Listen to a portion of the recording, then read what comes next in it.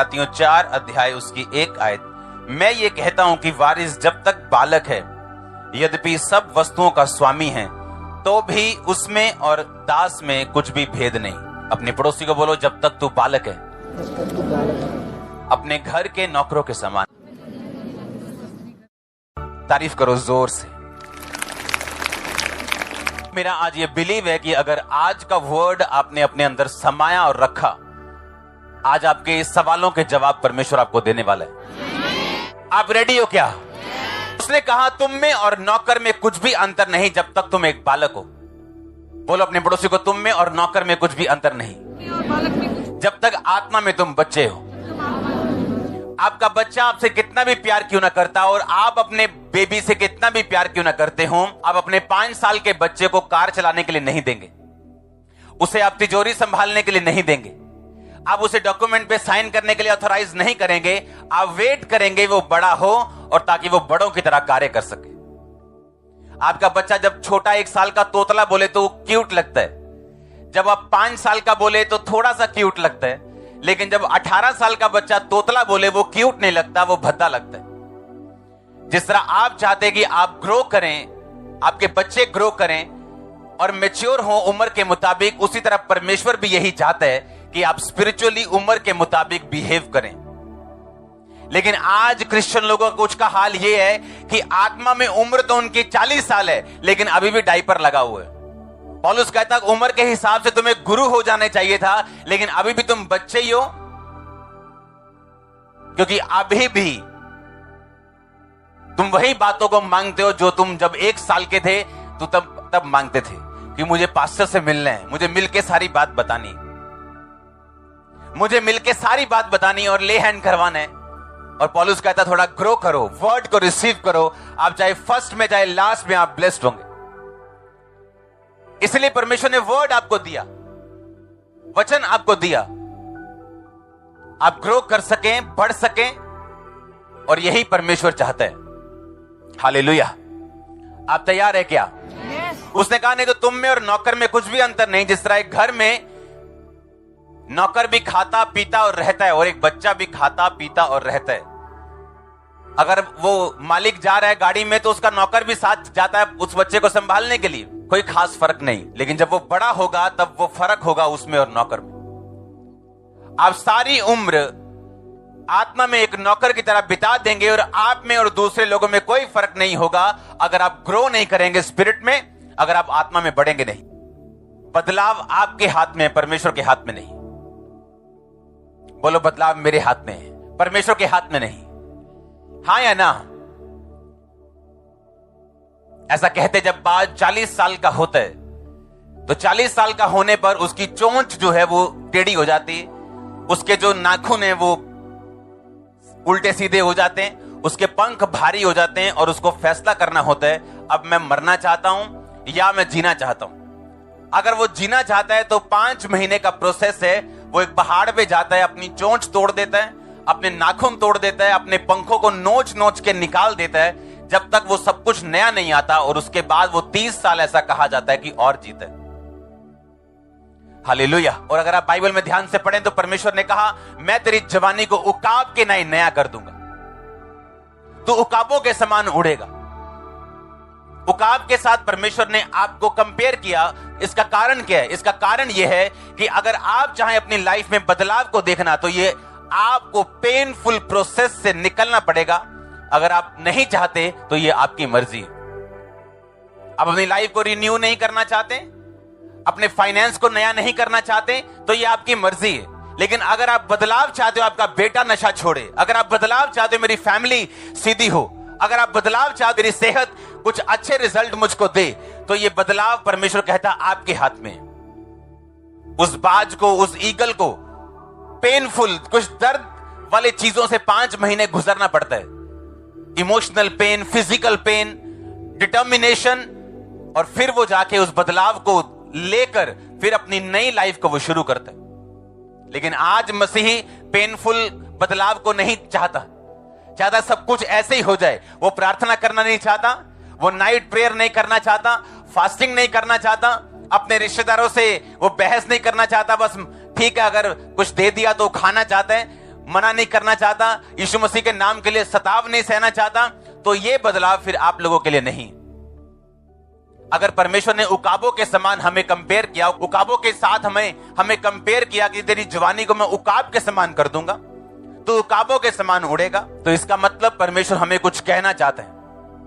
एक लाडले बच्चे को एक देश का प्रधानमंत्री नहीं बनाया जा सकता, और ये पेनफुल प्रोसेस फिर परमेश्वर यूसुफ का शुरू करता है, उसे गड्ढे में डालता है, उसे रिजेक्ट करवाता है अपने भाइयों से, पोतीफर के घर में जाता है, निराशाओं पे निराशाएं उसको मिलती हैं, और फिर जब वो 30 साल का होके बाहर आता है, वो एक लाडला बच्चा नहीं, एक मैच्योर स्पिरिचुअल क्रिश्चियन था वो, जिसे गद्दी दी जा सकती है। मेरा विश्वास ये, और आज मेरी प्रेयर ये और प्रोफेटिक डिक्लेरेशन ये कि इस वर्ड को सुनने के बाद परमेश्वर आपको ताकत दे, वो आपको सामर्थ्य दे, ग्रेस दे कि आप उस अगले लेवल को हासिल करने के लिए जो भी डिटर्मिनेशन चाहिए उसे हासिल कर सके, फैसला कर सके। आमीन। ओछा तो ये आशीष आपकी चर। वो पेनफुल प्रोसेस, लेकिन आपका दर्द और दूसरों का दर्द सेम नहीं। आपको बनाने के लिए, ऊंचाई पे लेके जाने के लिए, नया लेवल चखाने के लिए, नई ग्रेस को देने के लिए आपको मिलने वाली है नई ग्रेस। आप तैयार है क्या? एक क्रिश्चियन अपनी दो बातों से आगे बढ़ते हैं, प्रार्थना और क्या? गिविंग। हाँ या ना? उकाब फैसला करता है कि अब मैं बैठूंगा और अपनी चोंच तोड़ूंगा, अपने नाखून तोड़ूंगा, अपने पंखों को नोच के पुरानों को निकालूंगा। आप ग्रो करेंगे या नहीं, ये आप पे निर्भर है। आप कितना बढ़ेंगे आप पे डिपेंड करता है, कितना बढ़ना चाहते हैं आप पे डिपेंड करता है। बाइबल कहती है धोखा ना खाओ, परमेश्वर ठट्ठों में नहीं उड़ाया जाता, इंसान जो कुछ बोता है वही काटता है। बाइबल कहती पौलुस और सब लोग प्रार्थना कर रहे थे, और प्रार्थना में उनको परमेश्वर का आत्मा कहता है कि पौलुस को अलग कर दो, और भी भाई थे उसके साथ, इनको अलग कर दो। बरनबास को अलग, प्रार्थना में बैठे थे और होली स्पिरिट ने कहा इनको अलग करो। पूरी कलीसिया लॉ लगा के लिखा कॉन्टिन्यूज, और परमेश्वर ने दूतों को भेज के पतरस को आजाद किया। कुरनेलियस लिखा प्रार्थना कर रहा था तो परमेश्वर ने दर्शन दिया कि जा और पतरस को बुला और पूरे घराने समेत उससे वचन सुन। पतरस प्रार्थना कर रहा था और परमेश्वर ने दिखाया कि अन्य जातियों में भी जा और मेरा प्रचार कर। और लिखा कुरनेलियस दान देने वाला और प्रार्थना करने वाला था। आप ग्रो कर सकते हैं आत्मा में अगर आप प्रार्थना करने वाले हो तो। हफ्ते में एक दिन रखो नाइट प्रेयर का। फुल नाइट क्या करनी? 2 हफ्ते में एक दिन रखो, हफ्ते में एक दिन रखो, अपनी कैपेसिटी के हिसाब से शुरू कर। लाइफ चेंज होने वाली। आपको याद रखना है जब तक आप मूल्य अदा नहीं करेंगे आप उन चीजों को नहीं ले पाएंगे। आप पूरे प्रेरितों के काम पढ़ लो, प्रार्थना और गिविंग बोने पर पूरा प्रेरितों का काम है। दोरकास विधवा जो लिखा मर गई थी और सब विधवाएं उस पतरस को दिखा दिए कि उसने मेरे लिए ये कपड़े बनाए, और वो रो रही थी, और पतरस ने अपने मन में फैसला किया कि ये गिवर मरना नहीं चाहिए। और बाइबल कहती वो जी उठी, तबीता नाम की औरत जी उठी। हाँ या ना? कारण क्या था? प्रेयर और गिविंग। कुरनेलियस को परमेश्वर ने याद किया, कारण क्या था? प्रेयर और गिविंग। पूरी बाइबल आप देख लो, कई ऐसे प्रेरित हैं बाइबल में जिनकी सेवकाई की शुरुआत गिविंग से हुई थी। अपनी प्रॉपर्टी बेच के उन्होंने प्रेरितों के पांव पे रखी, लिखा उनकी सेवकाई की शुरुआत वहां से हुई थी। कंजूस कभी परमेश्वर के राज्य में प्रवेश नहीं कर सकते। प्रार्थना करने का मतलब है अपना टाइम परमेश्वर को देना, शरीर से ध्यान हटाना, परमेश्वर की ओर देखना, वेट करना, इंतजार करना परमेश्वर का, उसके टाइम के हिसाब से सब चीजें मेरी जिंदगी में पूरी हो। और गिविंग का मतलब आपको फेथ है कि मेरे पास जो भी पोजेशंस हैं, मेरे पास जो भी चीजें हैं, वो सारी परमेश्वर के लिए हैं और उसके साथ जुड़ी हुई। आप गिविंग से प्रूफ करते हैं कि आपका ध्यान परमेश्वर की ओर है और आप संसारिक व्यक्ति नहीं, क्योंकि संसार पर मन लगाने वाला बंदा कभी भी बो नहीं सकता, उसका दिल पैसों के साथ लगा हुआ है। लेकिन जो व्यक्ति परमेश्वर के साथ जुड़ा हुआ है उसे मालूम है आज मेरे पास जो कुछ भी है वो परमेश्वर के कामों के लिए। वो आपको बुद्धि देता है, आपको सामर्थ्य देता है, आप अपने जीवन को अच्छी तरह व्यतीत कर सके। लेकिन आपको मालूम होता है जो कुछ मेरे पास है अगर वो परमेश्वर की महिमा के लिए तो परमेश्वर मुझे और देगा। प्रेरितों के काम के अंदर एक बात लिखी है कि सब लोग अपनी अपनी चीजों को बेचकर चर्च में लाया करते थे।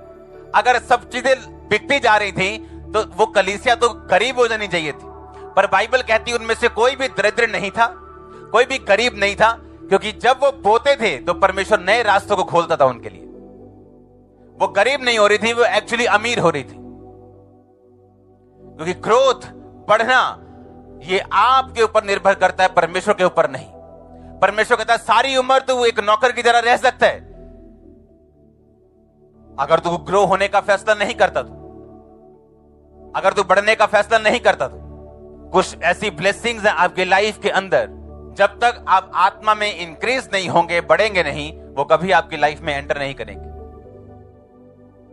आप कॉपी कर लो सेवकाई की, आप पुलपिट की कॉपी कर लो, प्रीचिंग की कॉपी कर लो, लेकिन वो ग्रेस की कॉपी आप नहीं कर सकते जब तक आप कुछ चीजों को छोड़ेंगे नहीं और कुछ को अपनाएंगे नहीं। अपने हाथों को उठा के बोलो हालेलुया। आप तैयार हो ग्रहण करने के लिए? तैयार हो अपनी लाइफ में बदलाव देखने के लिए? आपको फैसले करने पड़ेंगे, प्रार्थना करने का फैसला, गिविंग का फैसला, पापों को छोड़ने का फैसला, स्ट्रिक्ट डिसीजन अपनी लाइफ में लेने का फैसला। आपको स्ट्रॉन्ग क्रिश्चियन बनना पड़ेगा, क्योंकि कुछ ब्लेसिंग्स ऐसी हैं वो आपकी लाइफ में एंटर नहीं कर सकती जब तक आप आत्मा में नहीं बढ़ेंगे। आप किस बिजनेस में जाएं, किस फील्ड में जाएं, कौन सा बिजनेस चूज करें, कौन सा एरिया चूज करें, आप कभी नहीं कर सकते अगर आप आत्मा में नहीं बढ़ेंगे तो। आप जैसे जैसे स्पिरिट में बढ़ेंगे, प्रेयर के द्वारा, फास्टिंग के द्वारा, गिविंग के द्वारा, बोने के द्वारा, पाप को छोड़ने के द्वारा, उसी तरह से परमेश्वर आपकी लाइफ के सामने से पर्दों को हटाता जाएगा और नया चैप्टर शुरू करता जाएगा। और आप हैरान होंगे कि ऐसी ऐसी चीजें आपके लिए रखी जो आपने सोची भी नहीं थी। मैं आपको सच कहता हूं, तौबा के साथ प्रेयर और गिविंग अगर आपने ये शुरू कर दी, आपकी लाइफ के जो गिफ्ट आपको मिलने वाले हैं वो बेस्ट होंगे आपकी कैटेगरी में। आपके रिश्तेदार हैरान होने, मैं आपको प्रोफेटिक वर्ड दे रहा हूं, आपके रिलेटिव्स हैरान होने वाले हैं। जो चीजें, जो खुदा का हाथ आपकी लाइफ पर आने वाला है वो कमाल का होगा। आमीन हो चाहिए आशीष आपकी चर्च। आप तैयार हैं? हां, देखो प्रेरितों के काम में कलीसिया की जिंदगी क्या थी। इधर प्रार्थना, शाम को प्रार्थना, दोपहर को प्रार्थना। पतरस और लिखा याकूब प्रार्थना करने के लिए जा रहे थे, लंगड़ा चलाने के लिए नहीं जा रहे थे। प्रेयर करने के लिए लिखा चर्च में जा रहे थे और रास्ते में उन्हें लंगड़ा मिलता। प्रेयर करने के लिए जा रहे थे, स्पेशल घर से निकले प्रार्थना करने के लिए। पौलुस स्पेशल घर से निकला शहर के बाहर जाके प्रार्थना करने के लिए, और लिखा वहां उसको बहुत सारे लोग मिले और उसने उनको प्रचार सुनाया और चीजें आगे बढ़ती गई। पतरस प्रार्थना करने के लिए लिखा चर्च में गया और वहां पे लंगड़ा बैठा। जब वो चलता है पूरी जुम्बश के साथ प्रचार फैल जाता है कि यीशु मसीह जीवित परमेश्वर। आप समझ रहे मेरी बात को? इतना इतना महत्व था प्रेयर का। आज किसी विश्वासी से पूछो प्रेयर कितनी है, 10 साल का क्रिश्चियन आधा घंटा प्रेयर। आप वो बच्चे हैं जो 18 साल के हैं और डायपर लगा हुआ है और देखकर बुरा लग रहा है। मैं तो वॉलंटियर हूं जी। प्रेयर कितनी है? आधा घंटा। मैं तो ये 4 साल से चर्च आ रहा हूं। प्रेयर कितनी है? पौना घंटा। बाद में आप परमेश्वर को बोलेंगे कि ये जवाब क्यों नहीं आया, ये जवाब क्यों नहीं आया। और मैं आपको सच कहता हूं, परमेश्वर ने एक भी जवाब आपको देना नहीं, क्योंकि वो सब जवाब दे चुका है। अगर आप ध्यान से बाइबल पढ़े तो लिखा, जब पौलुस, जो पहले शाऊल था, कलीसिया को पकड़ने के लिए रास्ते में जा रहा था, एक सूरज चमका, एक रोशनी चमकी, वो गिरा और यीशु ने कहा तू मुझे क्यों सताता है? उठा तो उसकी आंखें बंद थी। उसे दमिश्क में उसके साथी हाथ पकड़कर छोड़ आए और परमेश्वर हनन्याह नामक चेले को बोलता है, हनन्याह जा और पौलुस को पूछ। वो एक सीधी गली में तरसुस वासी, पौलुस को पूछ जा, क्योंकि देख वो प्रार्थना कर रहा है। और उसने हनन्याह नामक पुरुष को अंदर आते और अपने पर प्रार्थना करते देखा है। परमेश्वर ने हनन्याह को भेजा नहीं था। हनन्याह रिजल्ट था पौलुस की प्रेयर का। आप समझ रहे मेरी बात को? परमेश्वर ने उसको नहीं भेजा। अब आप सोचेंगे अगर परमेश्वर ने पौलुस को हनन्याह से चंगा किया तो मेरी लाइफ में कोई हनन्याह क्यों नहीं आता? मेरी जिंदगी में कोई ऐसा क्यों नहीं आता? मेरी लाइफ में कोई डिवाइन हेल्पर क्यों नहीं आता? बाइबल कहती परमेश्वर ने कहा हनन्या मुझे तुझे इसलिए बात करनी पड़ रही है क्योंकि पौलुस ने एक हनन्या को अंदर आते देखा है। मैंने नहीं कहा तुझे जा, पौलुस ने ऐसा देखा है क्योंकि वो प्रार्थना कर रहा है 3 दिन से ड्राई फास्टिंग के साथ, कुछ खाया नहीं है, कुछ पिया नहीं। और आज आधा घंटा प्रार्थना करने वाली चर्च इतनी बड़ी बड़ी डिमांड्स रखती है परमेश्वर के सामने। आपका हाल यह है कि जेब में साइकिल के पैसे हैं और मर्सिडीज के शोरूम के बाहर खड़े उसके मालिक को गालियां निकाल रहे हैं, पता नहीं क्यों नहीं मैनू गड्डी दिंदा है। और जिसके पास मर्सिडीज का पैसा है वो तो खुद भी नहीं जाता, अपने असिस्टेंट को, अकाउंटेंट को भेजा, जा एक गाड़ी निकलवा के लेके आ। कोई संघर्ष नहीं करता हूं, बैंक भी उसके सामने ऐसे खड़े, भाई साहब गाड़ी ले दे क्या? प्रार्थना कितनी है? 15 मिनट। प्रेयर कितनी है? 1 घंटा। और दिन में ब्लू फिल्में कितनी देखी हैं? 10। गंदी लड़कियों की निगाह कितनी मारी है? 15 लड़कियों को। लड़कों को कितनी गंदी निगाह मारी है जी? 10 लड़कों को। और हम सोचते हैं कि परमेश्वर हमारी सारी प्रार्थना का उत्तर जल्द दे। चर्च में आए, लकड़ी ली, आग जला ली, वापस आते जाते पाप का पानी फेरा, ठंडा कर दिया। अब कहां कहां से जल रही है, कहां कहां से ठंडी है। ये हाल क्रिश्चियन लोगों का है। कहीं शैतान काम कर रहा है, कहीं पर परमेश्वर की ब्लेसिंग है, क्योंकि कभी पाप कर लिया, कभी प्रार्थना कर ली। ये हाल है। और वैसे ही लाइफ है। शाम को कहां जा रहा है पौलुस? प्रेयर करने के लिए। रात को कहां जा रहे हैं? प्रेयर करने का। स्पेशल प्रार्थना करने का एक टाइम और एक प्लेस और एक महत्व था प्रेयर का उनकी लाइफ के अंदर। हालेलुया। आप प्रेयर नहीं करेंगे, आपने खुद ब्लॉक किया हुआ अपनी ब्लेसिंग्स को, आपने खुद रोका हुआ उन्हें। परमेश्वर ने रोका नहीं है, आपने रोका हुआ। आपको लाइफ स्टाइल बनाना पड़ेगा प्रेयर का। इसे फेस्टिवल नहीं बनाना कि क्रिसमस से क्रिसमस करनी। लाइफ स्टाइल, प्रार्थना का लाइफ स्टाइल बनाना पड़ेगा अगर कुछ लेना चाहते हो खुदावंत से। अपने हाथों को उठा, बोलो प्रार्थना का आत्मा मुझ पे आए, गिविंग का आत्मा मुझ पे आए। उठाओ अपने हाथों को, थैंक यू जीसस बोलते हैं।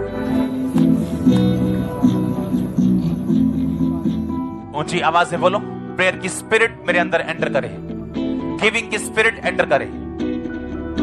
मैं फैसला करूं मुझे बढ़ना है, उकाब के नहीं नया होना है। मांगो अपने हाथों को उठा के।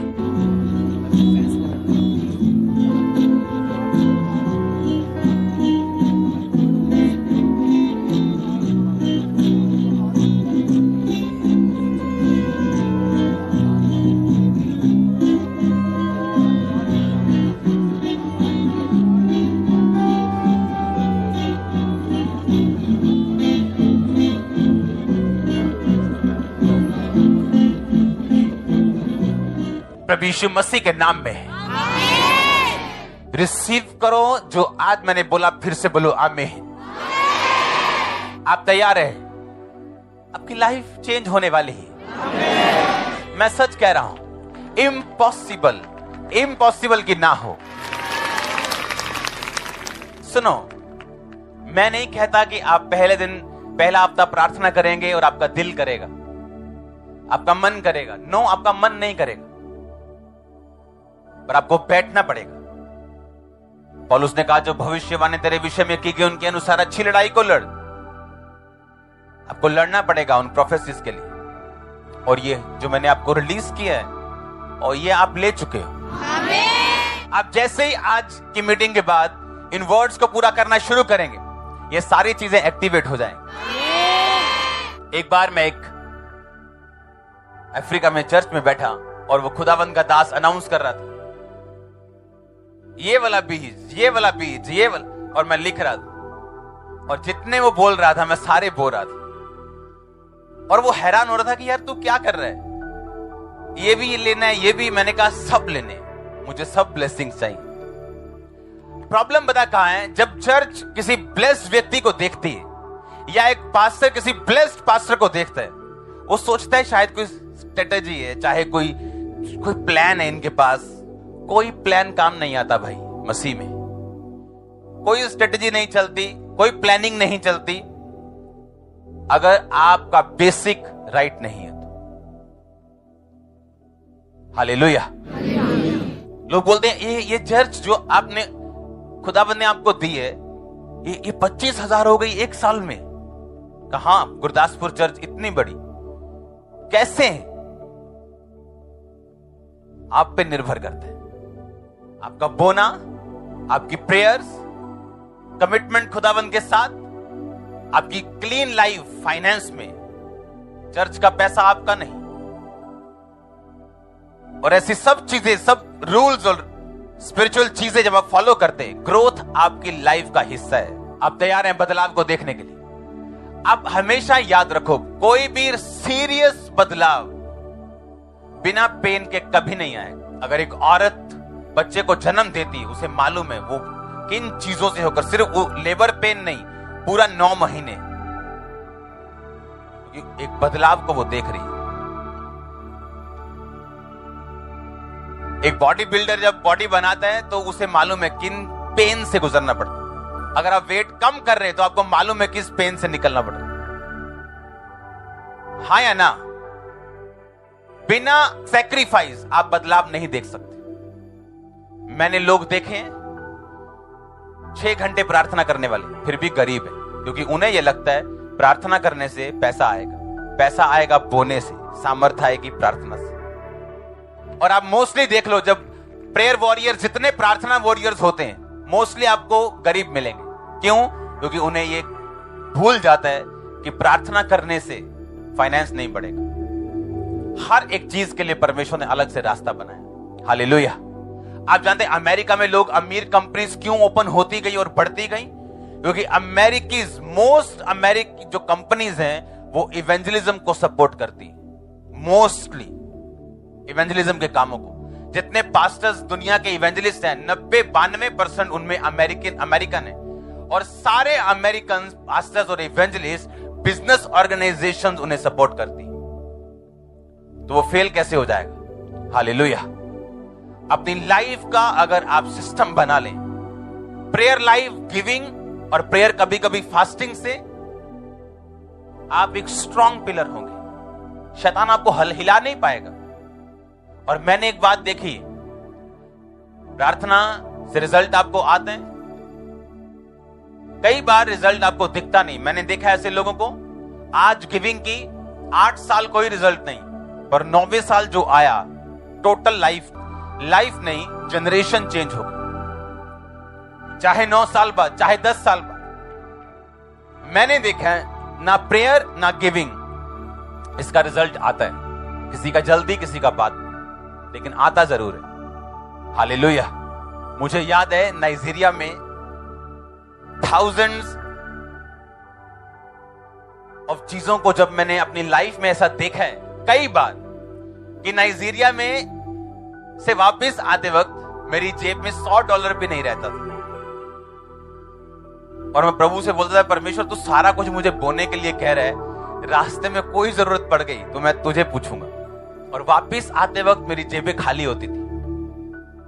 और मेरे पास तब शायद क्रेडिट कार्ड भी नहीं था, डेबिट कार्ड होता था, और वो भी कई जगह चलता नहीं इंटरनेशनल तब।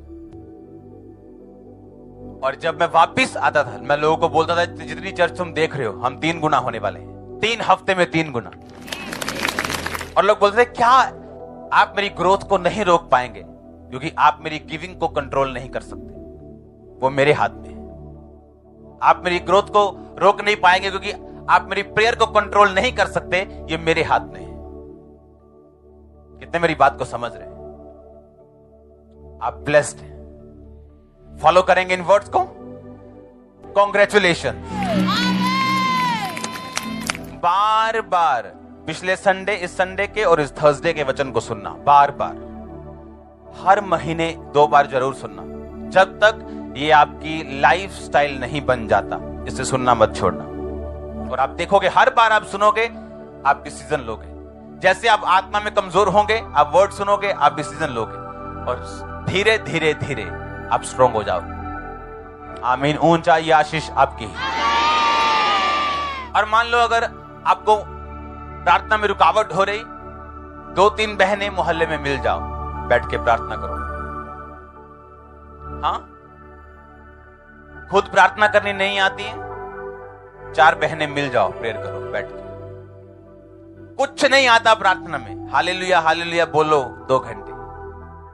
और जिस तरह बाप से हम मांगते हैं तो हमें स्पेशल वर्ड्स को लेने की जरूरत नहीं है। अपने बाप से टॉफी मांगने में हम एप्लीकेशन नहीं लिखते कि सेवा विखे जी, हाँ दूधा डैडी, आप सीधा जाते हो। वैसे ही बाप है, वो आपसे